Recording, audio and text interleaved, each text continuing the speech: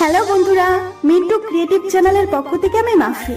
আমাদের ভিডিওগুলোর নোটিফিকেশন সবার আগে পেতে হলে নিচে থেকে সাবস্ক্রাইব বাটনটি ক্লিক করে পাশে থাকা বেল আইকনটি প্রেস করে রাখুন। ধন্যবাদ সবাইকে।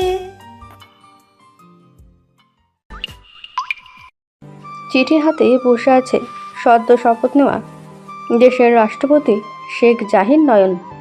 চিঠিতে একটি মেয়ে তাকে উদ্দেশ্য করে লিখেছে, তার ভাইয়া নির্দোষ, ষড়যন্ত্র করে তাকে ফাঁসানো হয়েছে।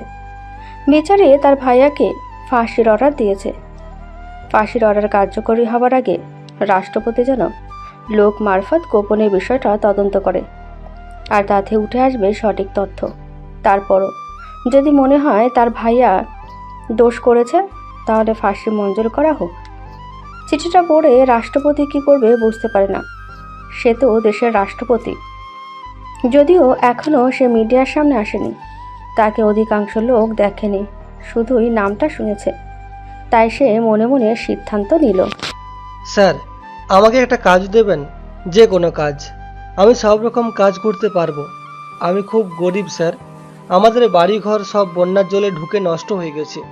ছোটবেলায় বাবা মাকে হারিয়েছি, শুধু আছে আমার দাদু, বয়স হয়ে গেছে, কিছু কাজ করতে পারে না। আমি যদি রোজগার না করি দাদু খেতে পারবে না, আর আমাদের গ্রামে কোনো কাজ নেই। তাই তো কাজের সন্ধানে আমি এখানে চলে এসেছি। দোয়া করুন স্যার, আমাকে একটা কাজ দিন। একটা মুদিখানা দোকানের সামনে একটি 30-31 বছরের ছেলে কথাগুলো বলছে। দোকানটা এলাকার মধ্যে সবচেয়ে বড় এবং পুরনো দোকান, অনেক ছোট। দোকানদার সে দোকান থেকে মাল নিয়ে বিক্রি করে। বড় বড় অনুষ্ঠান বাড়ি থেকে অর্ডার আসে। এলাকার পঞ্চায়েত সদস্য আব্বাস চৌধুরীর দোকান। আব্বাস চৌধুরীর দাদু মুদিখানার দোকানটা করেছিল। তখন দোকানটা অত বড় ছিল না। পরবর্তীকালে আব্বাস চৌধুরীর বাবা রিজাইন চৌধুরী দোকানের দায়িত্ব নেয়। তার কঠিন পরিশ্রমে দোকানটিকে তিনি বড় করেন। এই দোকান থেকে উনি লাভের মুখ দেখেন এবং নিজেকে একজন বড় বিজনেসম্যান হিসেবে প্রতিষ্ঠিত করেন। পরবর্তীকালে তার বাবা রিজাইন চৌধুরী মারা যাওয়ার পর আব্বাস চৌধুরী দোকান দেখাশোনা করে। আব্বাস চৌধুরী এলাকার একজন নামকরা নেতা, পঞ্চায়েতের একজন মেম্বার। দোকানে 4 জন কর্মচারী ও ম্যানেজার আছে।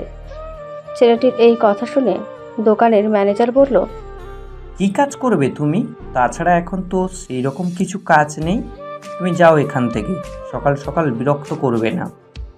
দয়া করেন স্যার, যে কোনো কাজ একটা দেন। আমি আজ 2 দিন কিছু খাইনি। আমি সব কাজ করতে পারি, এমনকি চাষের জমিতেও কাজ করতে পারি। যে কোনো কাজের বিনিময়ে আমাকে শুধু খেতে দিলেই হবে। নয়নের কথা শুনে হাসান চৌধুরী মায়া হয়।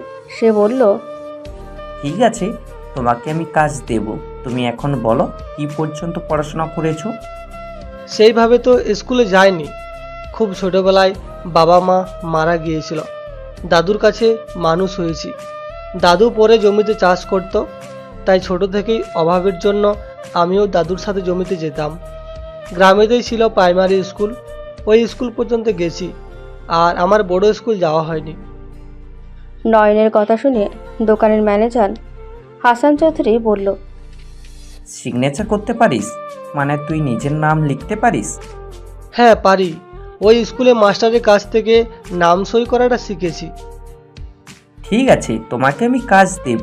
এই দোকানের মালিক আমি নই, এলাকার পলিটিশিয়ান লিডার আব্বাস চৌধুরী। উনি 10টা বাজলে দোকানে আসেন। উনি এলে আমি ওনার সাথে কথা বলবো।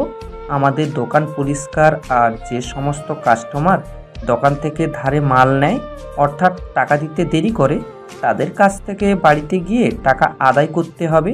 তার জন্য একটা লোকের দরকার। তুমি যদি তা করতে পারো তাহলে তোমাকে নেব। আমি এই দোকানের ম্যানেজার।